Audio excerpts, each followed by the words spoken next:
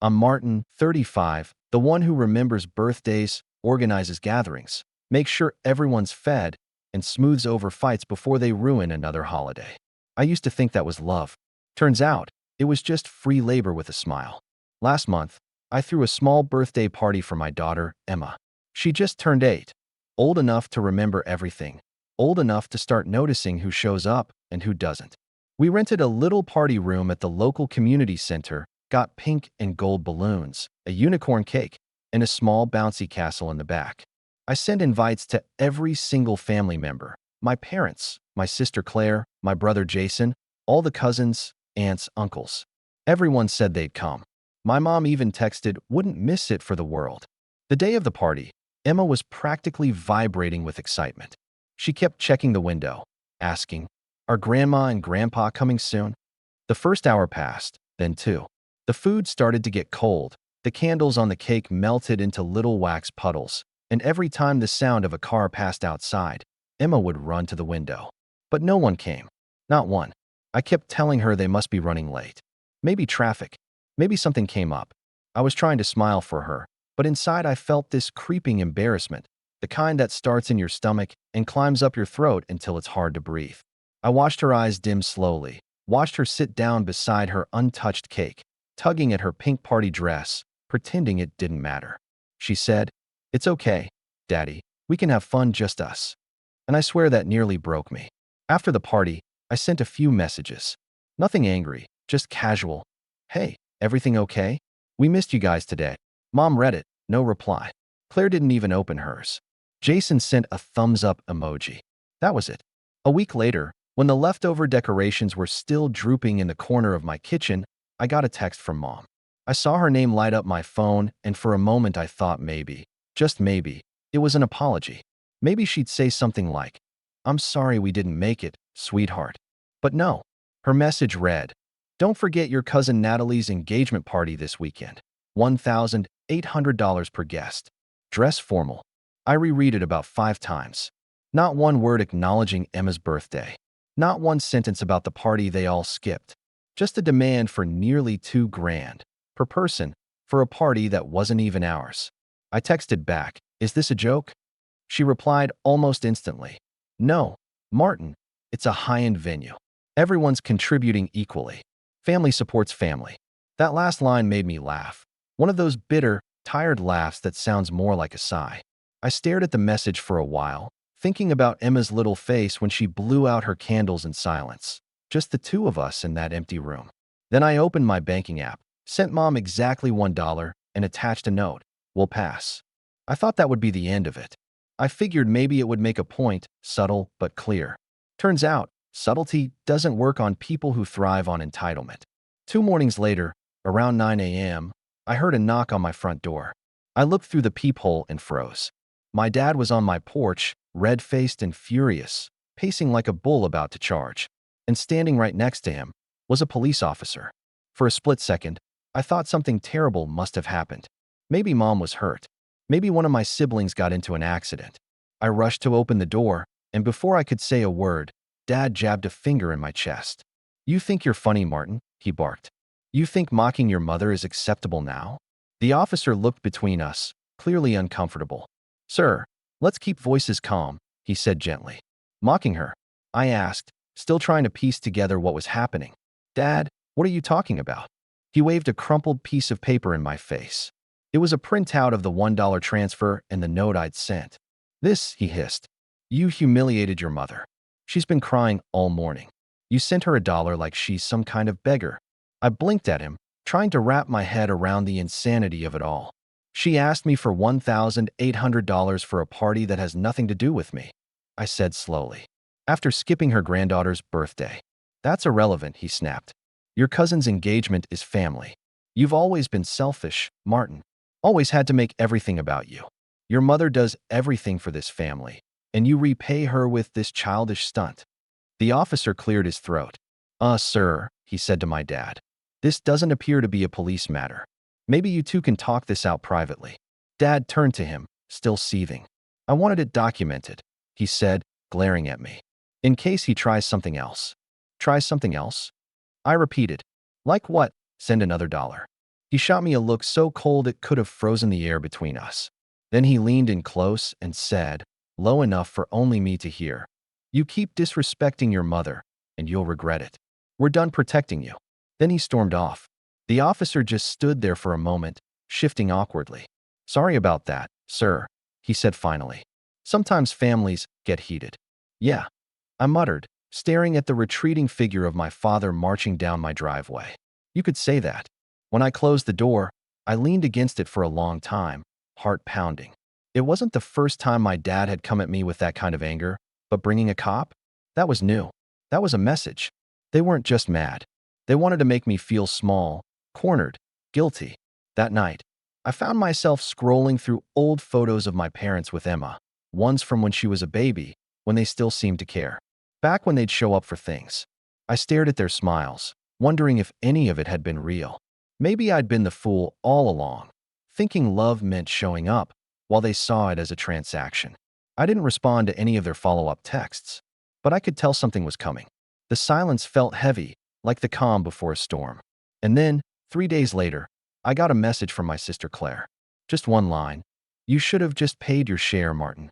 Things didn't have to get ugly." That's when I realized they weren't done. Not by a long shot.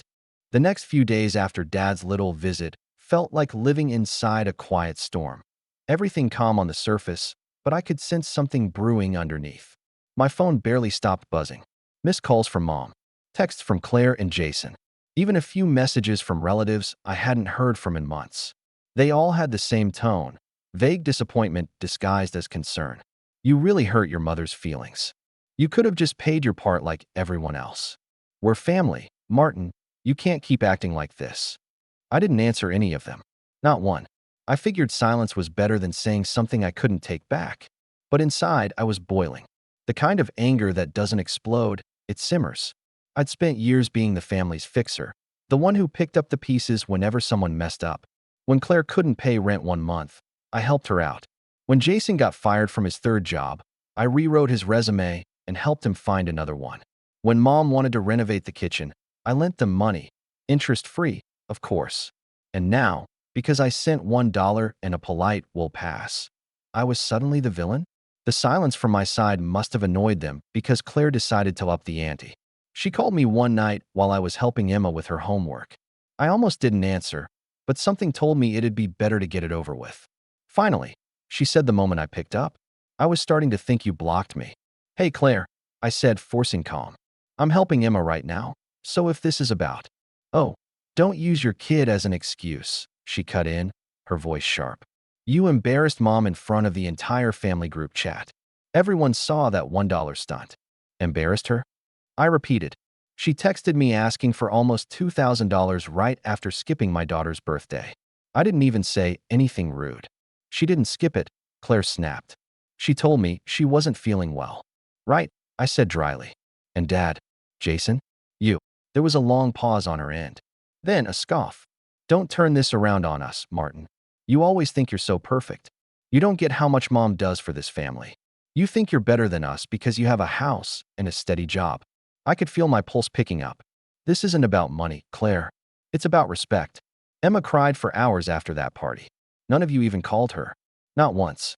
"You're being dramatic," she said. "Kids forget things like that." I looked over at Emma, sitting cross-legged on the couch, drawing quietly with her crayons. She still had the happy birthday sign taped above her desk because she liked seeing her name written in sparkly pink letters. I lowered my voice. "No, Claire, they don't." She sighed, that long, performative sigh that always meant she was done pretending to care. "Whatever. You do what you want. But don't expect anyone to feel sorry for you when Mom cuts you out of her will for disrespecting her." "Thanks for the warning," I said flatly. "Now, if you'll excuse me, my kid needs help with her math homework." And I hung up. After that, things went quiet again, at least for a while. I thought maybe the dust was finally settling. But then small, strange things started happening. First, the neighbors mentioned that Dad had come by while I was at work, just to check on things. He'd apparently walked around my property, peering into the backyard like he owned the place. Then Jason posted some cryptic garbage on Facebook about selfish people who abandon their families when money's involved. It didn't take a genius to know who he meant. But the real blow came a week later. Emma's school was having a small family day event. Nothing fancy, just kids showing their projects, families bringing snacks, and parents spending time together. It was the kind of thing I knew Emma cherished. She'd been talking about it nonstop, even asking if Grandma and Grandpa would come this time. I told her gently that they might be busy, but I'd be there for sure. The morning of the event, while we were packing her project, a diorama of the solar system she'd made out of styrofoam and paint, I got a text from Mom. Just wanted to remind you. It said, no hard feelings about the engagement party, but please behave at family day today. We don't want another scene. I blinked at the message. Another scene? I hadn't made any scenes. But before I could even process it, Emma tugged my hand. Daddy, we're going to be late. So I pocketed the phone and decided to ignore it. When we got to the school, I immediately spotted them, Mom, Dad, and even Claire, all dressed up like they were attending a gala instead of a school event. They were standing near the entrance, chatting with one of the teachers, smiling that fake, polite smile my mother always wore in public. Grandma, Emma shouted, her face lighting up. She ran ahead before I could stop her. Mom crouched down, arms open, giving her an exaggerated hug. There's my favorite girl, she cooed, loud enough for everyone nearby to hear. You've gotten so big. For a split second, it was almost nice. I saw Emma's little hands clutching at her grandmother's coat, pure joy on her face. But then Mom looked up and saw me walking toward them, and her expression shifted. It hardened. Well, she said, standing up. If it isn't the man who thinks family doesn't matter anymore. Mom, I said quietly, not here. Let's just. She cut me off with a tight smile. Don't worry, Martin. I won't cause a scene. Claire smirked beside her, sipping a coffee like she was watching a play unfold. I tried to focus on Emma, who was too busy showing off her project to notice the tension. She was radiant, explaining how Saturn's rings were made from glitter and how Pluto was still a planet in her heart. Her teacher leaned over and whispered, She's so bright, Martin. You must be proud. I am, I said softly. But when I turned around again, Mom was talking to one of the other parents, laughing. Oh, we're so proud of Emma, she said. Even though her father's been a bit distant lately. You know how it is, work and all. I froze. Distant? I was the one raising her alone. The one cooking her meals, reading her bedtime stories, helping with homework, paying for everything without ever asking them for a dime. And she had the audacity to stand there and imply I was neglectful? I didn't say anything, not in front of Emma, but I felt something crack inside me. When the event ended, I waited until Emma was with her friends before approaching my parents near the parking lot. Don't you ever do that again, I said quietly. Do what? Mom asked, feigning innocence. Talk about me like that, I said, especially in front of Emma's teachers. She lifted an eyebrow. If you don't like how people see you, maybe you should change your behavior. Dad crossed his arms beside her. You've been nothing but disrespectful, Martin. You humiliated your mother. You think anyone's going to side with you after what you did? I don't care who sides with me, I said, voice low. But you stay out of my daughter's life if all you're going to do is poison it. Mom gasped theatrically, as if I'd just cursed at her. How dare you talk to me like that? After everything I've done for you. You skipped her birthday, I said simply. You didn't even call. For a second, something flickered in her eyes. Maybe guilt, maybe annoyance, but then it vanished. You always twist things, she said. We were busy. You can't hold that against us forever. Busy, I repeated. Right. Claire rolled her eyes. You really love playing the victim, huh? You sent that dollar just to start drama, and now you're acting like we're the bad guys. I sent that dollar to make a point, I said, because I was done being used. Dad stepped forward, face inches from mine. You think you're better than this family? Keep it up, Martin. Keep pushing us away. Don't come crawling back when you realize blood's thicker than pride. And then they walked off, leaving me standing there in the parking lot, fists clenched so hard my palms hurt. That night, I found out from one of my cousins that my parents had been telling everyone I'd cut them off financially. Apparently, they'd been complaining that I refused to support family traditions, painting me as some greedy, selfish man who'd abandoned them after getting a little money. It was surreal, like watching your own reputation rot in real time. People I'd grown up with started ignoring my messages. My aunt, who used to call every weekend, stopped picking up. Even Jason posted some smug quote on Facebook about karma catching up to ungrateful children. And then, just when I thought it couldn't get worse. Emma came home from school one afternoon holding a handmade invitation. "It's from Grandma," she said, smiling. "She invited me to tea this weekend." The card was pink, with gold lettering. It said, "Tea party with Grandma, Saturday at 3 p.m. Dress nicely." I didn't know whether to laugh or scream. They hadn't spoken to me directly in over a week, but now they wanted my 8-year-old to come over alone? That night, as I tucked Emma into bed, she asked, "Daddy, are we going to Grandma's on Saturday?" I brushed a strand of hair from her face. "Not this weekend, sweetheart. Grandma and Grandpa need some time to think about how they've been acting." Her little brow furrowed. "Did they do something bad?" I hesitated. "They just forgot to be kind, that's all." She nodded solemnly, as if that explained everything. But when I left her room, I sat in the hallway, staring at the invitation in my hand. My family wasn't just disrespecting me anymore.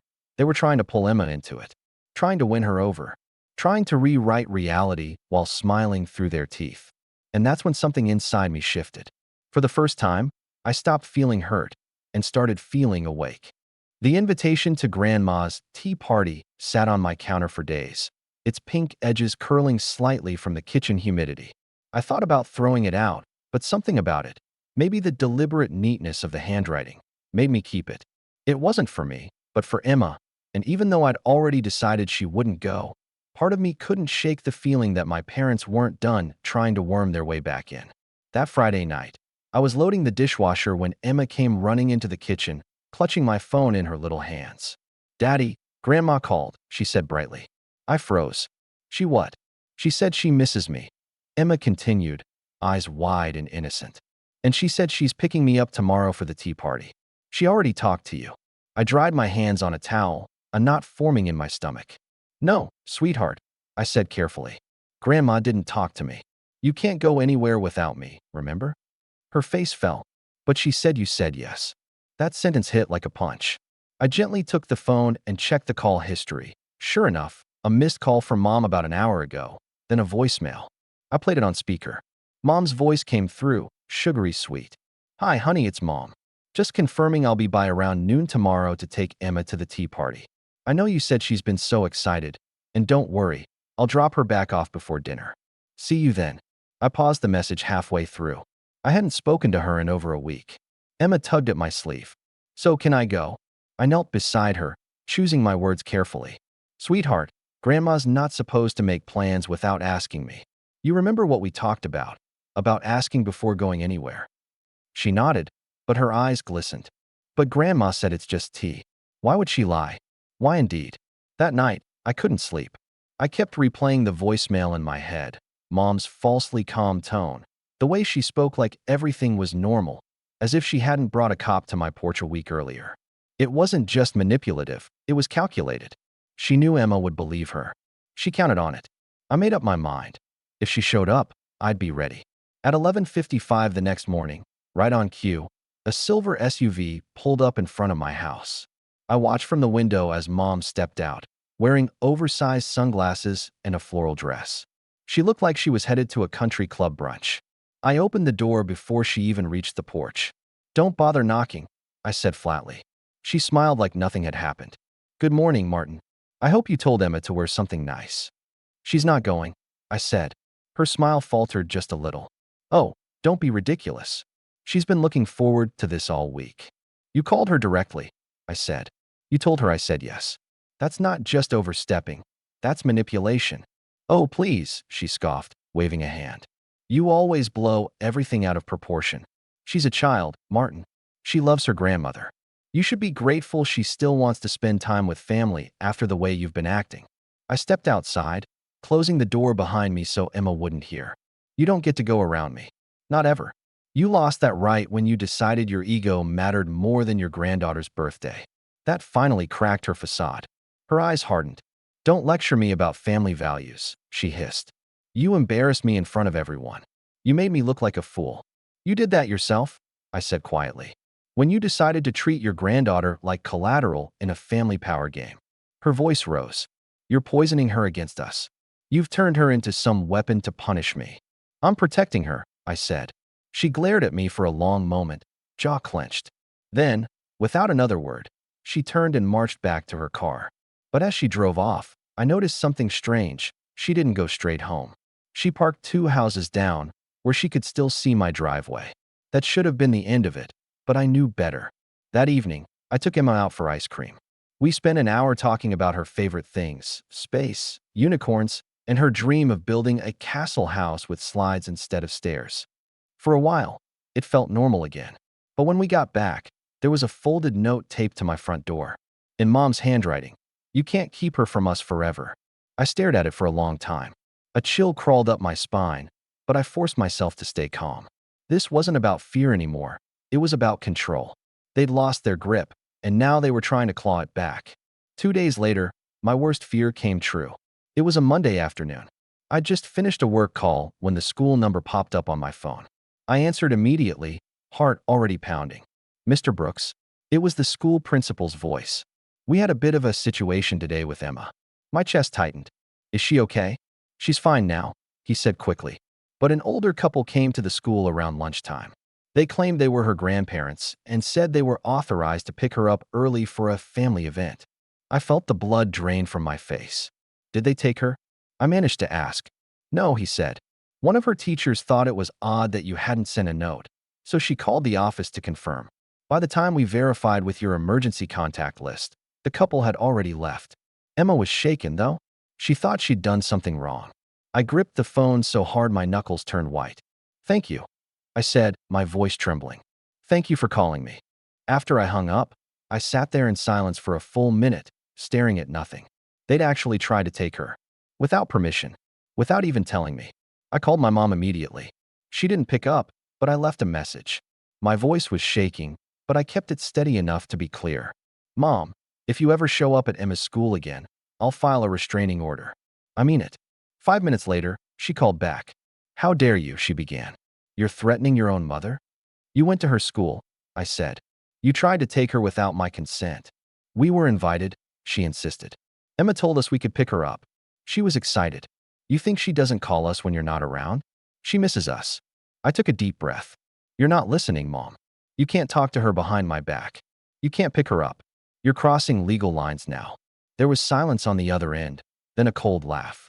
"Legal lines," she repeated mockingly. "You always have to make everything dramatic. You think the courts would side with you? You're the one keeping her from her grandparents. Because you've proven you can't be trusted," I snapped. "This isn't about me. It's about her safety." "She's my granddaughter," she said sharply. "You don't get to erase us just because you've got some inflated sense of pride. You think your little moral high ground will keep her away from her family forever? You'll regret this, Martin. One day she'll see who you really are." And then she hung up. That night, Emma asked me, "Daddy, did I do something bad? Grandma said I could go home with her today." I froze. "She said what?" Emma nodded, clutching her stuffed bunny. "She said you were too busy and she'd take me home so you could rest." I swallowed hard, forcing myself to stay calm. "You didn't do anything wrong, okay? Grandma shouldn't have said that." She looked down. She seemed sad. I wanted to tell her the truth, that it wasn't sadness, it was control. But how do you explain that to an 8-year-old? How do you tell your child that the people she trusts most are the ones manipulating her? The next morning, I went to the school in person. I spoke with the principal, gave them a list of authorized contacts, and told them under no circumstances were my parents allowed near her. He nodded, sympathetic. "It happens more than you'd think," he said. I left feeling sick. This wasn't just a family feud anymore. It was psychological warfare. And Emma was stuck in the middle. Over the next week, I started noticing small changes in Emma's behavior. She'd ask strange questions at bedtime, like, "Daddy, why don't you want me to see Grandma?" Or, "Is it true you don't love your family anymore?" The first time she asked, I froze.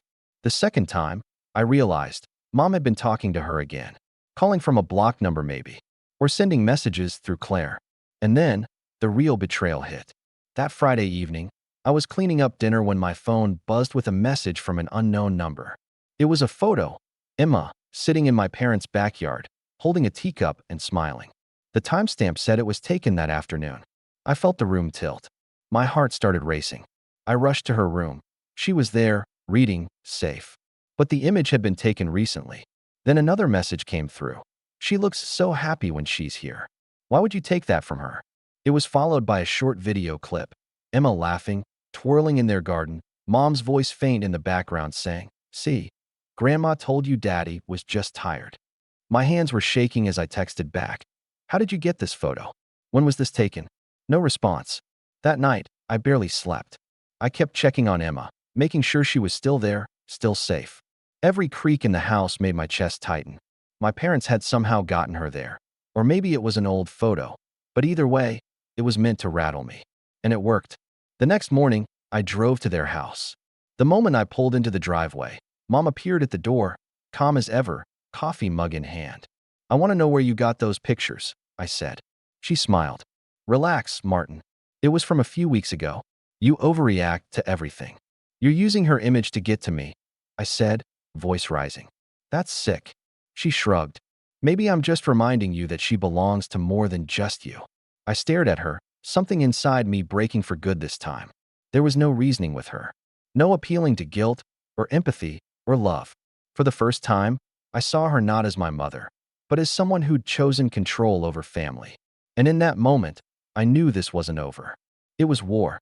After that day in the driveway, something inside me shifted permanently. The kind of shift you don't feel all at once. It creeps up slowly, hollowing you out from the inside. For the first time in my life, I looked at my parents and realized they weren't ever going to change. Not out of guilt, not out of love, not even for Emma. For a while, I kept telling myself maybe they'd calm down, maybe it was just a bad phase. But every time I tried to believe that, something else would happen to remind me who I was dealing with. It started small, like most things do. I'd pick Emma up from school and notice she was unusually quiet. When I asked if something was wrong, she'd just shrug and say, "Nothing." But then I'd find little clues, drawings of Grandma and Emma holding hands, or notes that said things like, "Daddy is mad, but Grandma still loves me." When I asked where she heard that, she said, "Aunt Claire told me Grandma said that." Claire. Always the messenger, always the instigator. I tried talking to her again. I called one evening, after putting Emma to bed. "You need to stop feeding her their lies," I said as soon as she picked up. She scoffed. "Lies? You're isolating her, Martin. You can't keep her from her family and expect her to be okay. She's 8, Claire. She doesn't need to be in the middle of this. She's in it whether you like it or not," she said coldly. "You brought this on yourself. You could have avoided all of it by being decent to Mom." That word, decent, made my skin crawl. I hung up without another word. The days started to blur together after that. My appetite disappeared. I barely slept. Every time my phone buzzed, I half expected another text from Mom, or worse, a call from the school saying she'd tried again. I even installed a small camera on the front porch just in case. Emma, though, she noticed everything. Kids always do. One night, while I was making her mac and cheese, she looked up from the counter and said softly, "Daddy, are you mad at Grandma?" I froze, the spoon hovering midair. "Why do you ask that?" "Because she said you don't like her anymore," she said, swinging her legs. "She said you forgot how much she helped you when you were little." For a moment, I couldn't speak. My throat tightened. I crouched beside her and took her hand gently. "Sweetheart, sometimes grown-ups have disagreements. But none of that is your fault, okay?" She nodded slowly, her eyes searching mine. "But she said you told her she can't love me anymore." I blinked hard, fighting to stay calm. "That's not true. You can love whoever you want. But Grandma's been saying things that aren't very nice about Daddy, and that's not okay." Her lip trembled. "I just want everyone to stop fighting." "Me too," I whispered. After I tucked her into bed that night, I sat on the couch staring at the dark TV screen. I felt like I was unraveling. Every word, every lie, every fake smile from my family felt like a slow bleed. And the worst part? I couldn't even fight back without dragging Emma through more of it. I tried therapy. The counselor was kind, patient, the sort of person who talks in calm tones that make you feel like you're not insane for wanting peace. After I told her everything, she just nodded and said, "You're dealing with narcissistic control dynamics, Martin. They're using guilt and manipulation to keep you tethered. The only real way to win is to disengage." Disengage. It sounded simple, but cutting off your family, especially the people who raised you, feels like cutting off a limb. Still, I tried. I stopped responding to texts. I muted group chats. I told the school not to release Emma to anyone without my written consent. For a week or two, things were quiet. Too quiet. Then, one Friday afternoon, I got a knock at the door. Not the loud, angry pounding from before. This was softer. Hesitant. I opened it, and there was Jason. My brother. He looked uncomfortable, hands stuffed in his pockets. Hey, he said. I didn't invite him in. What do you want? He sighed. Look, I didn't come to fight. Mom's been, well, you know how she is. I just thought maybe I could talk some sense into both of you. I folded my arms. There's no talking to her, Jason. She crossed the line. She's your mother, he said quietly. And I'm Emma's father, I replied. You'd think that would mean something. He rubbed the back of his neck. She's not trying to hurt anyone, man. She just wants to be part of her granddaughter's life. She says you're making it impossible. I laughed bitterly. She showed up at her school and tried to take her. She sends me threats dressed up as love letters. How's that not trying to hurt anyone? Jason looked down. She said that was a misunderstanding. Of course she did, I muttered. We stood there in silence for a moment. Then he said something that made my stomach twist. She's talking about getting lawyers involved. Custody visitation stuff. I froze. What? He held up his hands defensively. I told her it was a bad idea. I told her you'd never let that happen. But you know how she gets when she's determined. I stared at him. She's going to try to take me to court? For my own daughter? I think it's just a threat, he said quickly. She wants you scared enough to back down. Well, I said slowly, mission accomplished. After he left, I sat at the kitchen table for nearly an hour, staring at the wood grain. A storm was coming. I could feel it. The next few weeks were a blur of anxiety. Every knock on the door made my heart jump. Every unfamiliar number on my phone sent my stomach into knots. I even found myself checking over my shoulder when walking Emma to school. And then, one night, around 10 p.m., the storm hit. I was half asleep on the couch when I heard the crunch of tires in my driveway. Headlights flashed across the wall. My first thought was maybe Jason again. But when I looked out the window, it wasn't his car. It was Mom's. She was sitting there, engine idling, lights still on. I opened the door a crack.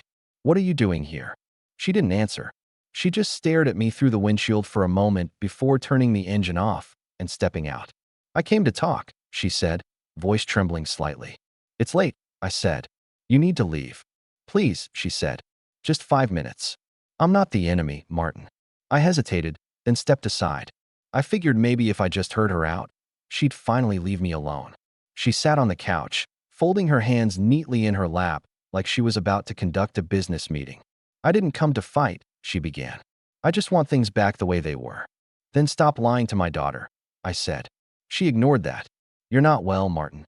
I can see it. You're tired, angry, paranoid. You're shutting everyone out. That's not good for Emma. I narrowed my eyes. What are you saying? I'm saying maybe you should let her stay with me for a while, she said softly. Just until you get yourself together. A week, maybe 2. You need rest. I stared at her in disbelief. You think I'd let you take her after everything you've done? She sighed, standing up. You're not thinking clearly. You're hurting her more than you realize. I took a step closer. Get out. Martin. Now. She flinched at the tone, but didn't argue. She picked up her purse, walked to the door, and paused before leaving. You can't keep her from us forever, she said quietly. We'll find a way. When she was gone, I locked every door in the house and sat on the floor beside Emma's bedroom door until sunrise. I don't know why. Maybe to reassure myself she was still there, breathing softly in her sleep, unaware of the war happening just beyond her dreams. By the end of that week, I was done trying to reason with them. I called a lawyer, a family attorney a friend had recommended, and laid everything out. The texts, the visits, the voicemail, the attempted pickup from school. He listened patiently, then said, You've got more than enough to file a no-contact order if they escalate. But I'd advise documenting everything. Every message, every visit, every word. This isn't just emotional manipulation anymore. It's harassment. So that's what I did. I started keeping a log. Every call, every note, every odd encounter. It made me feel both paranoid and powerful, like I was finally regaining some control over the chaos. But emotionally, I was wrecked. I stopped going out. I avoided mutual family friends because I didn't want to hear their version of both sides. My coworkers noticed I was quieter, more withdrawn. Even Emma started asking why I never smiled anymore. Because I'm tired, I told her one night. She hugged me tight. It's okay, Daddy. I'll smile for both of us. That almost broke me. For weeks, I just survived, going through the motions. Until one morning, I got an envelope in the mail with no return address. Inside was a single sheet of paper, typed, not handwritten. It said, "You can't protect her from the truth forever." No signature, no sender. That was the moment I hit rock bottom. The moment I realized this wasn't just family drama, it was a siege. But as strange as it sounds, that note also flipped a switch in me. I wasn't afraid anymore. I was angry, coldly, quietly angry. And in that silence, I started planning. Because if they wanted a war, I was going to make sure I finished it. For the first time in months, I woke up and felt something that wasn't hollow, just a thin line of steadiness that didn't immediately snap. It didn't solve everything, but it was a start. The thing about rock bottom is that it focuses you. When every shame and fear and petty insult has been stripped away, you stop flailing and start planning. I promised myself I would spend every ounce of my energy on one thing: making a life for Emma where she didn't have to tiptoe around other people's drama. That was the only goal that mattered. Everything else, anger's theater, guilt trips, was background noise I no longer had to listen to. First, the practical stuff. I met with my lawyer 3 times that first month, and each meeting eased the numb, helpless feeling a little. We organized the evidence: voicemails, text screenshots, the photo and video they'd sent, the note on the door, the report from the school about the attempted pickup. The attorney was blunt and calm in the way professionals are when you're close to panic. "You need a paper trail," he said. "You need to show the court a pattern." So we made one. I printed things, dated them, wrote down times and places, and attached my own notes, short, factual entries about what happened and how it made Emma behave. Every time I documented something, it felt less like humiliation and more like armor. While the legal stuff moved slowly, I started building other kinds of defenses. I installed a small security system. Nothing dramatic, just a couple of cameras and smart locks. I changed passwords, created burner numbers that routed to my phone so I could screen calls, and set up an email filter that flagged anything remotely family-related. It sounds petty when you list it out, but small practical changes made the house feel like a safe place again instead of a stage. Emma slept better when the front door stayed locked, and I slept better when I knew I could check the camera feed at any hour. Work became a refuge. I was fortunate. My job let me work remotely more often, and the project I managed started to gain traction just as I needed it to. I stopped bringing family drama to the office. Instead, I poured my focus into deadlines and deliverables. I took on responsibility in a way that was constructive, leading a new client pitch, stepping up when a teammate got sick, volunteering for a project nobody else wanted. That effort paid off. A couple of months in, my manager called me into a private meeting and offered me a promotion, not a flashy jump, but a clear step up in responsibility and salary. It was validating in a way I didn't expect. For the first time in ages, someone rewarded me for doing the work without attaching strings or expecting gratitude in return. Money wasn't the only gain. As things at work improved, I started to rebuild my social life in deliberate ways. I joined a weekend woodworking class because I liked the idea of making something with my hands, and I started going to a local parents' meetup where people swapped recipes and school tips more than trauma. I made 2 real friends, people who had nothing to do with my family history, who listened without judging and laughed with me without turning everything into a lesson about loyalty. Those friendships were small, but they were honest currency. When Claire and Jason cut off bridges, these people built new ones. But the most important change was how I showed up for Emma. I stopped apologizing for the way I parented. I stopped answering to a moral ledger that my parents thought they could write. I started a bedtime ritual that was ours, a silly fact about the universe, a 2-minute story I made up about a brave fox, and then a question that required reflection. What was the bravest thing you did today? It was our tiny ceremony of safety and identity.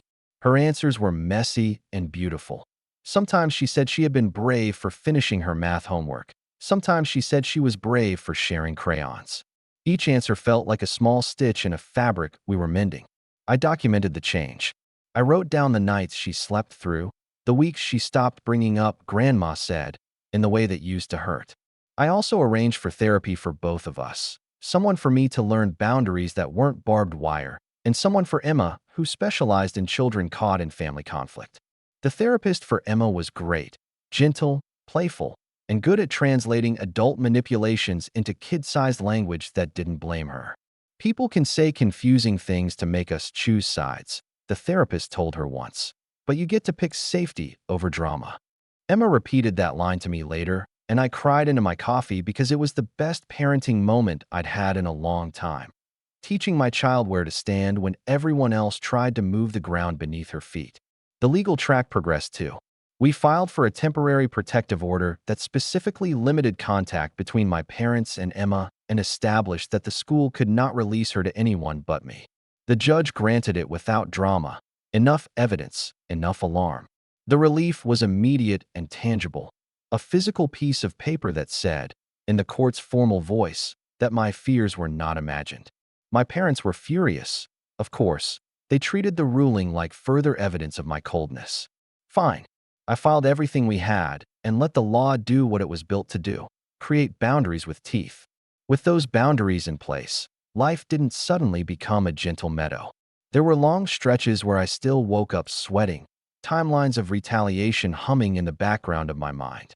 But there were also moments of color. Emma presenting at the school science fair and walking off the stage smiling. A lazy Sunday where we baked 2 sweet cookies and ate them with too much frosting. The new neighbor bringing over a bowl of soup because she'd heard I'd been through a rough patch. Those small, ordinary things started accreting into a new life. Money, security, community, these were all building blocks. But the single most potent change was how I felt about myself. When your family gaslights you for long enough, you start to doubt your basic perceptions. You ask, over and over, whether you're the bad actor. Winning small things back, privacy, sleep, professional respect, retrained my brain. I could look in the mirror and see someone who protected his child instead of someone who was chronically indebted to other people's expectations. And yet, for all the forward motion, I kept my guard up. My parents escalated in predictable ways. Passive-aggressive letters sent to my workplace, social media posts that painted me as the estranged son, an aunt forwarding a doctored voicemail to a cousin with a note. We need to talk about his temper. I took them as a given. I logged each new slight in the file with my lawyer. I kept my cool when neighbors asked awkward questions, and I refused to be baited into public confrontations. The quiet dignity was deliberate. It forced them to act and show who they were without me doing the heavy lifting of revenge. 3 months after filing the temporary order, the court set a date for a custody-related hearing. It wasn't a full custody trial. That would take time and full evidence. But it was a motion to clarify visitation and protect Emma's routines while we did the bigger work. The motion felt like a milestone. The system had acknowledged that my parents' behavior had crossed a legal line. I thought maybe, responsibly, it would be the time when everything finally cooled. Then, on a rainy Tuesday morning, I got a courier envelope slid under my door. Inside was a thick packet of papers, depositions, affidavits from my parents alleging parental alienation, and a request for an emergency hearing of their own. They were trying to turn the court's attention around, weaponize the legal process into proof of their victimhood. The timing was surgical and intended to throw me off balance. My stomach dropped in a way that felt like the room had tilted backward. For a second I felt dizzy, the old panic flaring. What if the court saw things their way? What if all I'd rebuilt crumbled because they learned how to lie better on paper than I knew how to live in real life? Then I put the packet down, sat at my kitchen table, and opened my laptop. I started a new folder on my desktop and dragged everything, every note, every screenshot, every counselor report, into it. I called my lawyer and scheduled an emergency meeting. I told him, in a steady voice that belied my rising adrenaline, that I wanted to be ready. Not vindictive, not cruel, ready. Because the thing about rising isn't that you become invincible. It's that you stop being afraid to stand and fight when you have to. The hearing would be a battlefield of documents and testimonies. They could fling accusations. I could counter with facts. What I didn't know yet, what no file could predict, was the way the rest of the family would react when the court began to take notice. Would they circle the wagons? Would a lies appear? Or would something else happen that changed the shape of the fight entirely? The morning of the hearing, I packed Emma's favorite stuffed bunny into my bag, kissed her forehead, and drove to the courthouse with my lawyer. My hands didn't shake as much as they used to. I had done the work, documented, secured, healed in small ways. I was no longer just surviving. I was moving forward. And then, halfway up the courthouse steps, my phone buzzed with a text that made the color drain from my face. It was a single line from an unknown number. "We have something that will change everything. Meet us tonight. Don't tell anyone." I stood there, the courthouse columns looming behind me, and felt the air thin. The rise had given me many things: control, momentum, safety, but it had also put me on a trajectory I couldn't predict. I looked at Emma's bunny in my bag and felt the weight of choice settle in my chest. I could ignore the message and let the legal process run its course, or I could follow it into whatever trap or truth it promised. I didn't have to decide just yet. The hearing was waiting, and there were papers to present. But as I brushed my thumb across the screen, I realized the next move would determine whether the progress I'd clawed back would be enough, or whether everything I'd rebuilt was about to pivot into a new, even darker chapter. The courtroom felt smaller the second time around. Like the gravity of what you carry inside, you can make spaces shrink. I didn't realize how much the first hearing had changed me until I walked in and noticed the little differences. The way I held my shoulders straighter, how I answered questions without trailing off, how the anxiety that used to live in my throat now showed up as a tightness in my jaw instead. My lawyer gave me a quick nod that morning, a look that said, without saying anything, that we were ready. The packet I'd built was thick enough to make a dent in a table. We started with the basics: the timeline, the incidents, the voicemail, the attempted pickup. They played a short clip of Mom's message where she cheerfully said she'd pick up Emma. The judge's brow tightened. My parents' attorney countered with formality and a practiced tone. Questions about access, grandparents' rights, the nebulous importance of family. They tried to bend the conversation toward my character. Why had I isolated them? Why was I so quick to assume malice? It was a classic playbook move. Turn the victim into the villain by framing boundaries as extreme behavior. But then my lawyer did something I hadn't expected. He paused, looked up, and said, "Your Honor, we have reason to believe the grandparents have engaged in a deliberate effort to manipulate school staff and other parties to create appearances that support their claims. We request permission to submit additional evidence uncovered within the last week." He handed the bailiff a sealed envelope. My parents' attorney scoffed like it was theater, but the judge didn't play along. "I'll allow it," he said. "We'll take whatever is permissible under the rules." That single line felt like a small victory, enough to make the air taste different. The envelope contained more than I expected. There were screenshots of group messages, a compilation of forwarded texts, the school's attempted release log, and, most importantly, transcripts from some surprise depositions that had been taken after I'd filed. Those depositions were the turning point. A cousin who used to be close to Mom had been pulled in by curiosity and guilt. She'd told the investigating attorney things she'd heard over holiday dinners, small scraps that, when strung together, painted a very different picture of my parents. The deposition included dates, times, and references to money transfers and family loans that never got repaid. It included mentions of a family benefit fund that didn't exist on any official documents but had been discussed in hushed tones at gatherings.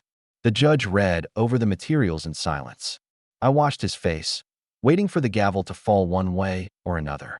He motioned for my lawyer to present the documents, and for a few hours the courtroom turned into a machine that chewed through truth and lies. Lawyers asked precise, polite questions.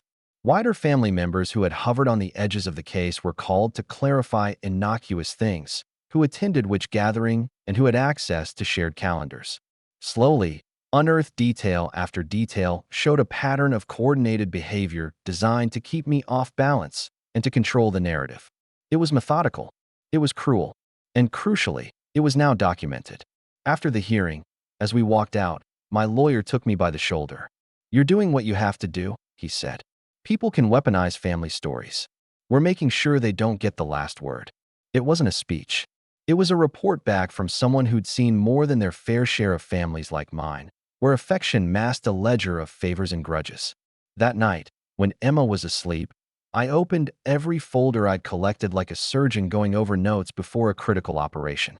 There were bank transfers that matched up to mentions of loans at family gatherings, receipts for an engagement party that had been paid by a shell account, and an odd set of emails that tied a certain cousin, Natalie, the one with the big engagement, to a small business that funneled event expenses. It felt vindicating and ugly at the same time. Vindicating because it showed motive and method, Ugly because it confirmed that their family-first rhetoric had a price tag, and they'd been happy to make me pay it. Then came my promotion at work. It was the next piece in the setup, an opportunity that appeared at a moment when I needed leverage, but also responsibility. The new role put me in charge of a regional client portfolio and, more importantly, gave me access to a team that handled vendor contracts and compliance checks for events. I'd been careful to keep my personal life separate from work, but the skills I developed there, organization, document parsing, spotting inconsistencies, translated into the legal arena in ways that surprised me. When I wasn't busy with custody documents, I found myself at home late, poring over invoices and line items like someone tracing the route of a river back to its source. I'd learned how to read invoices not as numbers, but as footprints. Using my position ethically, I reached out to a contractor I'd worked with briefly who specialized in event accounting. There was no hacking, no subpoenaing without cause, just a professional asking another professional to explain something odd in a public record. The contractor agreed to take a look at some publicly available invoices for Natalie's engagement. Within a day, he sent a short, careful note. There's an anomaly. Some event costs were categorized in ways that suggest internal reallocation. It's not definitive, but if someone compiled bank transfers and event vendor receipts, you'd see a trail. That was all the permission I needed. I had the legal team request formal documents through Discovery, bank statements, contracts, vendor payments. Discovery was slow and often painful. It forced my family to put their financial life into the light. And when people are used to living on rumor and the goodwill of others, lights are not comfortable. Some documents came back incomplete. Others came back redacted. But when you have patience and persistence, even redaction has edges, and edges reveal shape. The greatest breakthrough came from an unexpected source. Remember the anonymous text? We have something that will change everything. Meet us tonight. Don't tell anyone. I'd almost ignored it. I hadn't recognized the number, and after the drama of the hearing, I was leery of unknown offers. But curiosity and the faint hope that someone else might be sick of watching us be steamrolled pushed me to reply. The message came from a burner number, but we arranged to meet at a small diner across town under the hum of neon and coffee steam. The person who showed up looked older than me, with a kind of tired, careful energy. She introduced herself as Mara, an aunt on my mother's side I hadn't seen in years. "You don't remember me," she said, smiling like it was an apology. "But I remember you. And I remember what Mom used to be like before the money talk started." Her hands were steady as she slid a thin envelope across the table. Inside were photocopies, ledgers, little notebooks with entries in Mom's handwriting, a series of notes about family contributions with names and amounts, and one handwritten line that made my stomach tilt. "Keep Martin distracted. He'll always take the stable route." There were bank transfer confirmations linking a family events account to payments made to venues for celebrations that the family had presented as communal. There was even a faded receipt for a vacation that had been labeled as family gift, but traced back to a corporate account that I later discovered was controlled by a cousin who handled event payments. Mara wasn't a whistleblower in some cinematic sense. She was a quiet woman who'd had enough of watching a pattern repeat. Grand displays, whispered expectations, and the slow extraction of money and loyalty from those who could be counted on. "I can't keep this," she said. "You're the one who's actually trying to protect Emma. I don't have the stamina for the fights. But you do. You always did." That was the thing I'd never expected to need: allies. Not loud declarations from a courtroom, but a cousin with a ledger and the courage to hand it over. Mara explained how she'd watched my mother's circle grow tighter and the family budget thinner. She described how, at reunions, Mom would praise sacrifice and then quietly collect contributions for events that were hosted by cousins who never once offered to chip in when someone else needed help.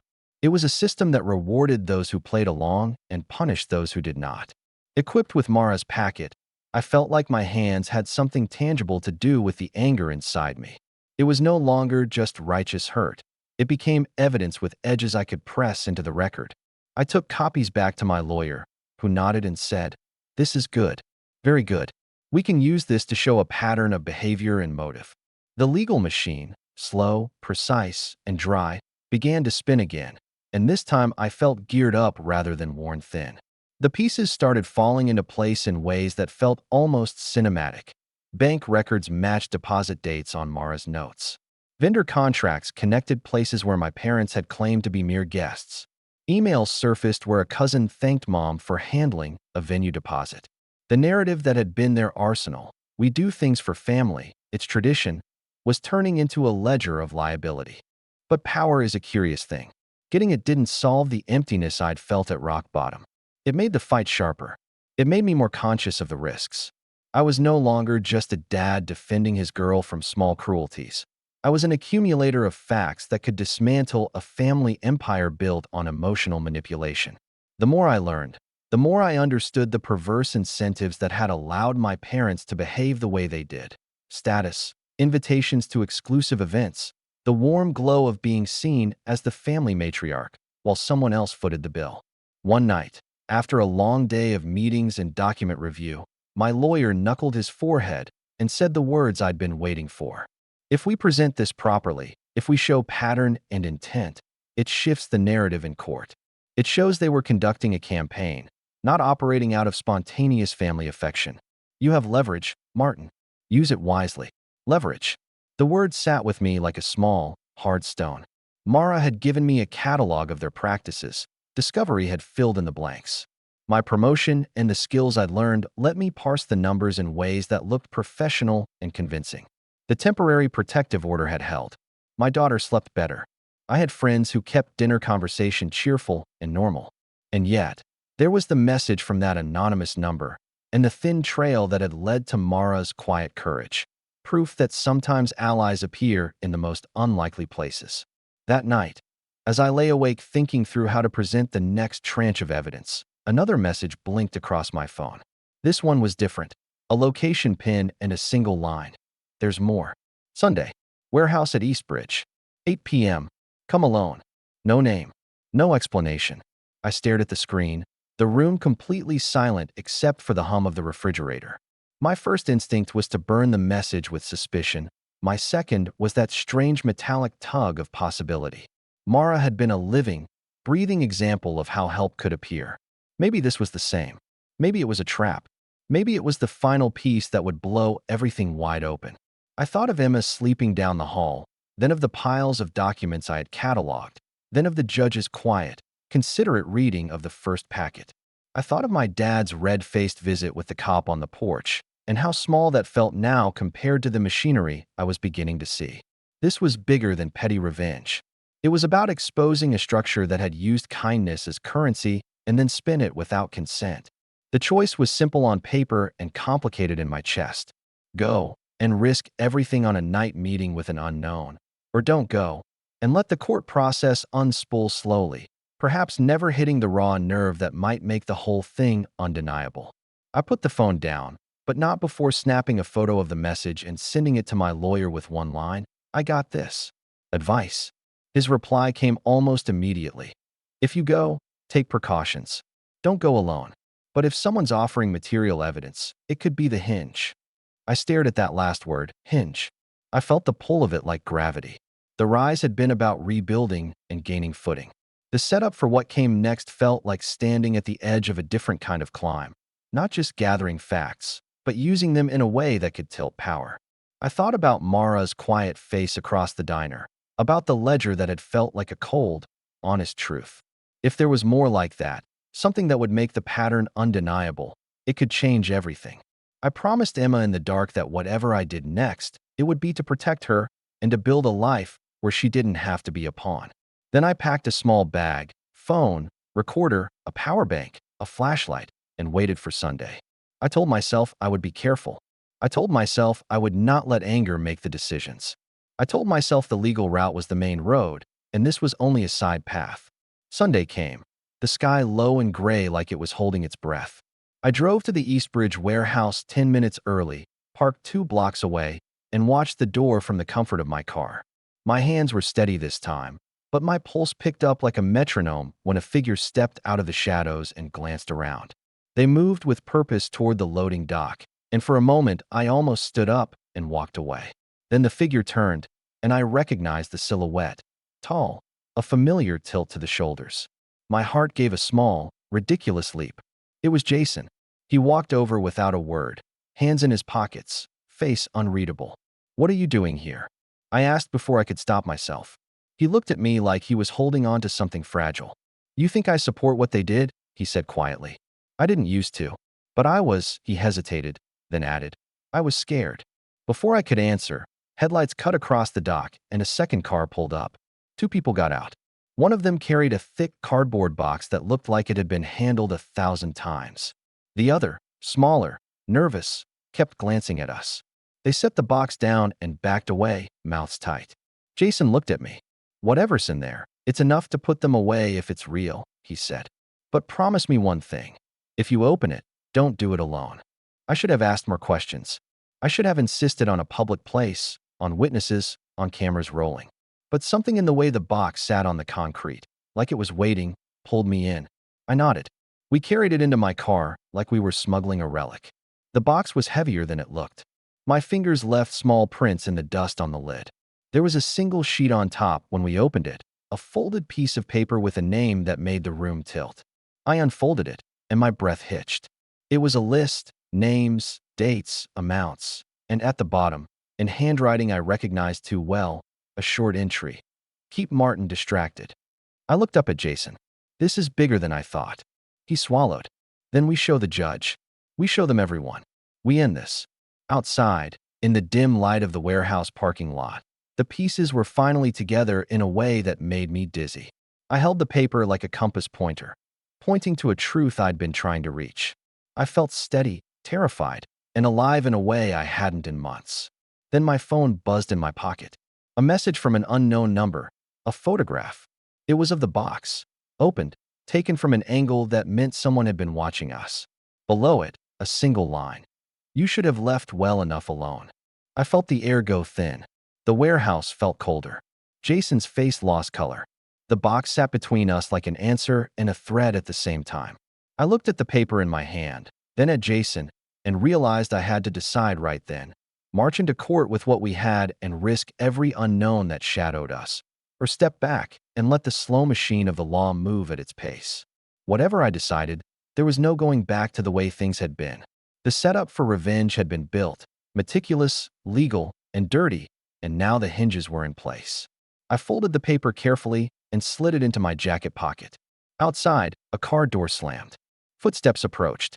I didn't yet know whether the footsteps were the sound of help or the prelude to something worse. I looked at Jason, and he gave me one small, unsteady nod. "Let's go," he said. "We take this to the judge. We don't let them scare us off." We stepped out of the car. The night smelled like rain and spilled oil. Up ahead, a silhouette detached itself from the gloom and walked toward us, tall, deliberate, and moving like someone who expected to be obeyed. The week between the warehouse meeting and the hearing felt like a fogged corridor I had to move through with my eyes closed. Each step deliberate, careful, measured. We didn't rush to the courthouse the next morning with the box flapping its secrets in the wind. My lawyer advised patience, strategy, and compression. The last thing we needed was an impulsive public spectacle that a clever defense could spin into sympathy. So we built a plan the way a mason builds an arch. Every piece had to land in the right order, or the whole thing would collapse. First, we secured backups.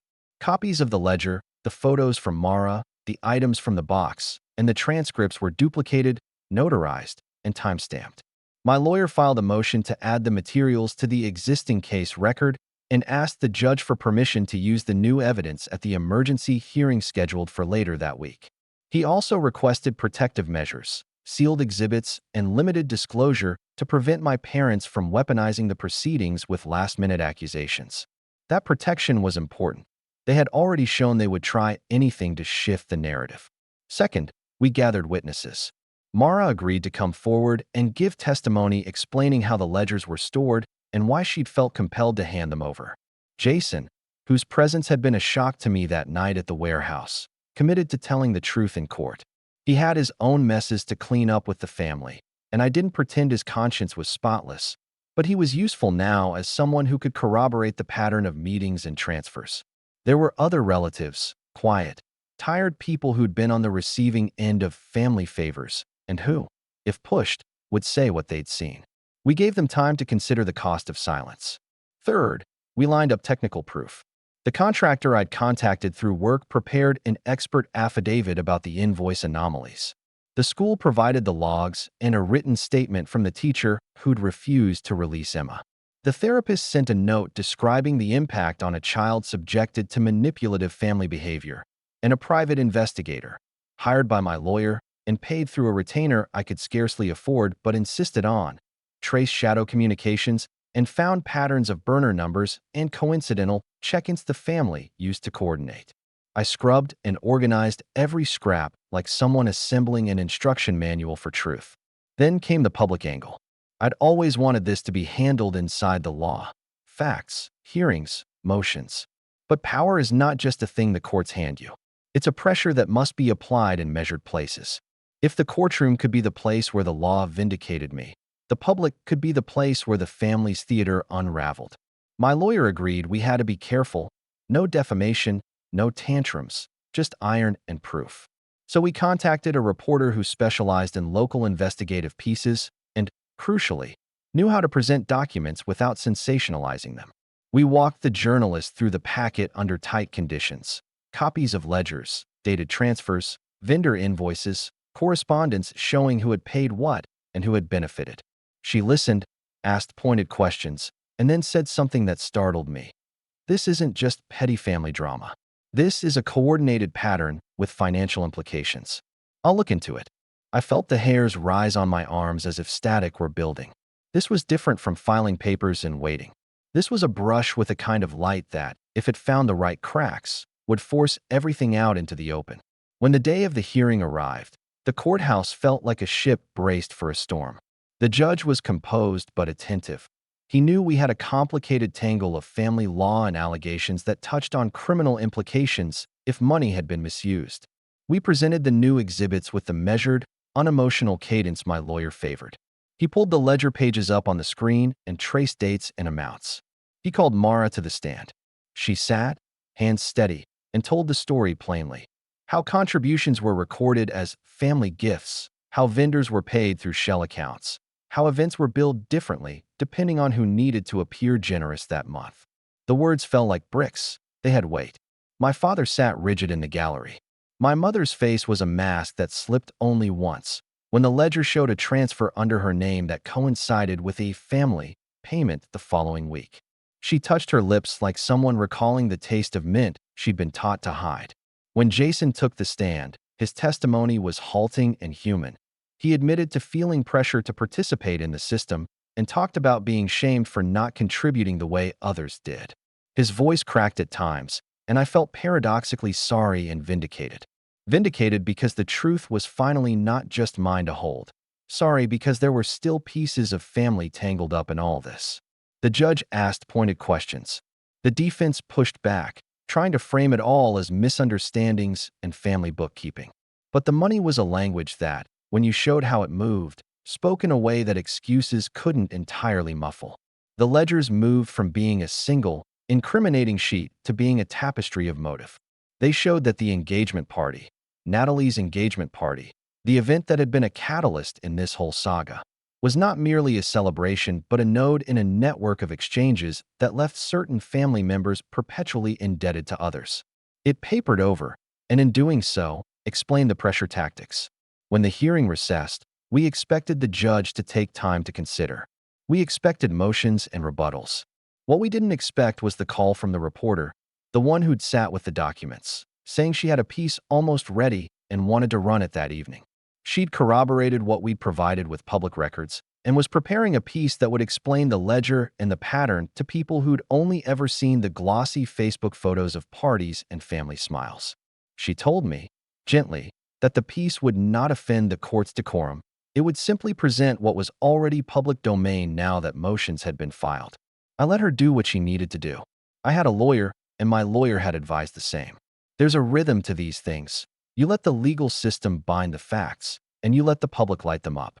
I felt both fear and a long, cold satisfaction. Fear because exposure could backfire. Satisfaction because pattern, once seen, is hard to ignore.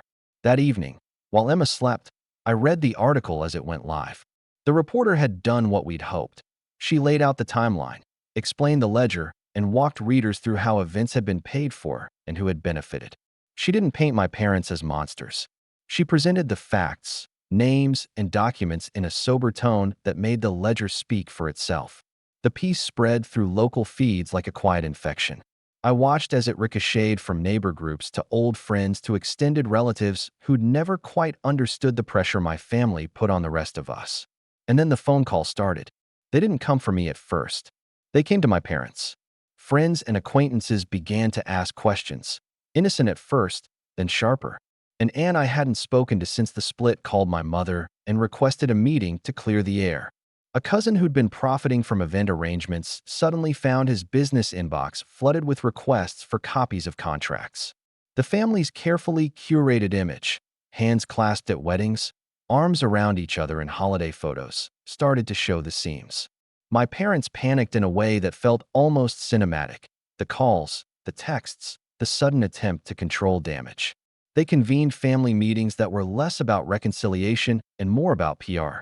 There were frantic pleas to the press to halt coverage, vague threats about privacy, and then, most tellingly, an offer from Mom to make things right if I'd just meet and talk like family. I knew what that meant. It was the same script as before, a staged olive branch that required me to come down from my boundaries and into their script. No, I used the panic to nudge things where I wanted them. My lawyer filed follow-up motions that requested subpoenas for any remaining documents tied to the shell accounts. The judge, already attuned to the ledger's significance, approved several. The discovery process, which had been slow, became an engine pulling more artifacts to light.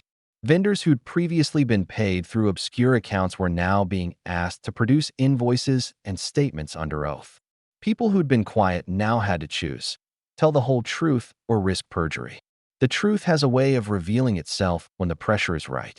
2 weeks after the article, Natalie's engagement party, the ostentatious event that had kicked so much of this into motion, was scheduled to take place at an expensive venue downtown. It was to be a weekend of photos, speeches, and curated joy, the perfect stage where a family's reputation was usually carefully performed. My parents were counting on the party to reset the narrative, to float a new version of themselves among friends. They expected the cameras that would take pretty photos and the social media posts that would frame them as generous hosts. I made a decision that felt like pulling a thread and watching a careful pattern begin to unravel. I contacted the venue's director, not to cause a scene, but to provide them with a courtesy copy of the filings and to request a simple thing: full cooperation with my lawyer should any document or statement be required involving the event finances. I did this not in secret, but with transparency and the same cautious tone we'd used in court. The venue, of course, had legal counsel and a duty to protect its own interests. The director told me, off the record, that they had no appetite for being dragged into litigation or for being the place where an alleged financial scandal was played out against their name. We planned a legal move that was as quiet as the strike of a surgical scalpel. The day before the engagement, our lawyer filed a motion requesting the venue hold certain documents and restrict the use of certain marketing materials pending discovery. It was a narrow motion, grounded in the law, asking the court to preserve evidence. The judge signed it. The venue complied. The next morning, the word rippled through the family. Documents would be reviewed. Certain payments would be scrutinized. Panic shifted to fear. Natalie's party proceeded, at least in appearance. The venue packed diners and couldn't cancel without significant fallout. But behind the scenes, nothing was the same. Key invoices remained in escrow. Certain VIP lists were questioned. Vendors were contacted. Social media posts that had been planned by the family's PR-minded cousin were delayed. Where the family expected a coronation, they instead began to field questions, some polite, some pointed, about who had actually paid for the florals and whether the event had been sponsored, loaned, or advanced by any single family member. Conversations that were once comfortable became thin and brittle. On the evening of the party, I stood across town in a small cafe with Jason and Mara. We watched the feed from a distance, careful not to be seen, and waited. The plan was not to humiliate in public with rage. That would be cheap and easy and self-defeating. The plan was to let the system do its work and to let the truth be an undertow that gradually pulled the family's performance apart. We let the press ask questions, let vendors respond truthfully, and let the court process continue. But I also had one more tool in reserve: the box with the ledgers and the photocopies that prove the pattern of transfers and benefits. If the court and the press were doing slow, steady work, the ledger could act as a detonator if needed. Something final, publicly demonstrated, undeniable. Late in the evening, as speeches unfolded and champagne was poured, the venue's operations manager, who'd been cooperative in private, approached the event host with a formal letter. The room hushed. No one expected drama, but the slow, polite letter made the air feel thinner. A vendor had requested confirmation of payment under subpoena as part of the ongoing legal process. The manager explained that per court order, certain accounts would be frozen pending release of documents. The music stuttered. Conversations slid into silence. I watched the caterpillar effect happen in real time. One thread pulled, and everything else tightened. The host, my cousin who'd built a career on orchestrating events, looked like someone whose cards had been quietly removed from their hands. Guests shifted. Phones came out not to film, but to whisper. The family, who had practiced smiling through everything, now practiced surprise. Then my phone vibrated. A single line from an unknown sender. "We know where the rest is. Don't stop now." Beneath the text was a photo, taken from inside the party, of my mother at the head table, hand over her mouth, eyes wide. In the background, my cousin sat frozen, staring at a laptop screen that had the vendor portal open. The image was a microsecond frozen in a larger unraveling. I felt something cold and steady unfurl inside me. This was the payoff arranged not by vengeance for vengeance's sake, but by a patient, disciplined set of actions that pulled the curtain back. The room was starting to tilt. People were seeing the ledger, the transfers, the pattern, and it had the power to change how every handshake and every family gesture would be read from now on. Across the party hall, a woman stood, voice cracking into the microphone. She began to speak about family, loyalty, and generosity, words that in previous weeks would have landed like applause. Tonight, they fell like small stones into a pool. Guests shifted in their chairs. Cameras panned. Someone in the crowd murmured about legal paperwork. A hush spread like oil. My phone buzzed again. Another image. A copy of the ledger page with my mother's handwriting at the bottom. The line that had once been a quiet instruction, now screaming like an indictment across the page. I typed one reply now. Then I put the phone away and looked up. At that exact moment, when the room had the brittle edge of someone about to break something open, my mother rose from her seat. She moved toward the microphone with a tremor I'd never seen before. Her face, usually composed, looked like thin paper backlit. She lifted the microphone to her lips and opened her mouth. When my mother stepped up to the microphone that night, I thought for a second she might deny everything. That was her reflex, her superpower. Rewrite the story before it could finish forming. But this time, she didn't have a script. The ledger, the subpoenas, the press coverage, it had cornered her in a way no family confrontation ever could. For once, everyone in the room wasn't looking at her with admiration. They were watching for an explanation. She cleared her throat. The microphone popped. "I know there's been talk," she began, voice quivering. "Rumors that have gotten out of hand. I just want everyone to remember, family is complicated. And sometimes, people make things look worse than they are." It was a weak start, and the crowd felt it. Murmurs rippled through the room. Cameras caught every blink, every tremor. I stood at the back, near the exit, hidden enough to watch without becoming part of the spectacle. My heart was steady. I didn't want her to grovel. I wanted her to see what it felt like to lose control. Dad stood beside her, red-faced but silent. His jaw worked like he was grinding his teeth. Natalie, poor thing, looked humiliated, not because she'd been caught up in corruption, but because her perfect engagement party was turning into a live news event. Mom tried again. "Martin's been hurt. Misled. We all have. These documents, they were taken out of context. Yes, we moved money around, but it was never for selfish reasons." Jason, sitting near the stage, leaned forward and said loudly, "Then why did you tell me to lie to the court?" The room went dead silent. Mom froze. For the first time in my life, she didn't have a rehearsed reaction. She looked small under the spotlight, shoulders hunched, eyes darting. Someone in the crowd whispered, "What did he just say?" And the tension snapped. "Jason, not here," Dad hissed, stepping forward, but it was too late. The damage was done. Every guest in that ballroom had just witnessed the collapse of the family's image in real time. The gossip would spread faster than any article. I didn't need to say a word. I just turned and walked out. The next morning, the fallout began. The article about the event went viral. It wasn't tabloid trash. It was a surgical follow-up by the same reporter who'd handled the first piece. A family of illusions. Inside the scandal that unraveled a legacy. It quoted witnesses, cited public records, and included screenshots from the court filings. The ledger pages appeared again, neatly cropped, clear, and damning. The story wasn't about petty revenge anymore. It was about accountability, the way power mutates behind closed doors, the way family loyalty can become a leash.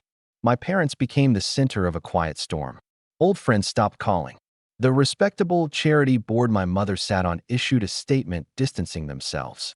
My father's consulting clients backed out of contracts. The cousins who used to flock to their parties vanished like smoke.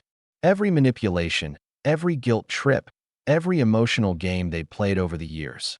All of it turned to dust the moment they lost control of the narrative. Meanwhile, the court process accelerated. My lawyer presented the full package: financial misconduct, false statements, witness coercion. It wasn't criminal yet, but the judge's patience was wearing thin. He extended the protective order permanently and added explicit clauses preventing any contact with Emma, directly or indirectly, until she turned 18. When the order was read aloud, I glanced at Mom. She didn't look angry, just hollow. She didn't even glance my way. Dad tried to object, his voice trembling, but the judge silenced him with a single sharp sentence. "This is not a negotiation, Mr. Brooks. This is a boundary." After that day, the calls stopped. The letters stopped. The world finally went quiet. For months, I waited for the rage to fade, but what came instead was a strange kind of peace. Not joy, not triumph, just stillness. Emma thrived in that quiet. Her therapist told me she was making remarkable progress. She started smiling more, sleeping soundly, and laughing at little things again, like how the neighbor's cat always fell off the fence or how my pancakes were funny shaped but taste perfect. We rebuilt our life slowly. I sold the old house and bought a smaller one closer to the lake. No ghosts in the walls, no memories of slammed doors or voicemails I didn't want to hear. Just sunlight, silence, and room to breathe. Sometimes we'd walk down to the water after dinner, tossing pebbles and watching the ripples fade. One evening, Emma asked, "Do you think Grandma and Grandpa miss us?" I paused, then said, "Maybe. But sometimes people don't understand how much damage they cause until they have to sit in the silence they created." She thought about that, then nodded. "That's kind of sad." "It is," I said. "But it's not our job to fix them anymore." She smiled, small and wise beyond her years. "Good. We're too busy having fun anyway." A few months later, I got an unexpected email from Mara, the aunt who'd handed me the ledger. She'd been subpoenaed for a follow-up case. Apparently, the IRS had taken an interest in some of the family accounts. Her email ended with, "You did the right thing, Martin. Sometimes it takes one person refusing to play along to make everyone else see the game." I read that line 3 times before closing my laptop. I didn't feel vindictive. I just felt done. But fate has a funny way of tying loose ends. One afternoon, I stopped by the local grocery store after work. As I was leaving, I saw my mother standing by the entrance. She looked older, thinner, her hair streaked with gray, her posture no longer commanding. She was holding a small basket with instant noodles and a loaf of bread. For a second, she didn't recognize me. Then our eyes met, and something flickered in hers. Shame, maybe. She opened her mouth like she wanted to say something, but no sound came out. I could have walked over, could have said something polite, maybe even merciful. But I didn't know her that anymore.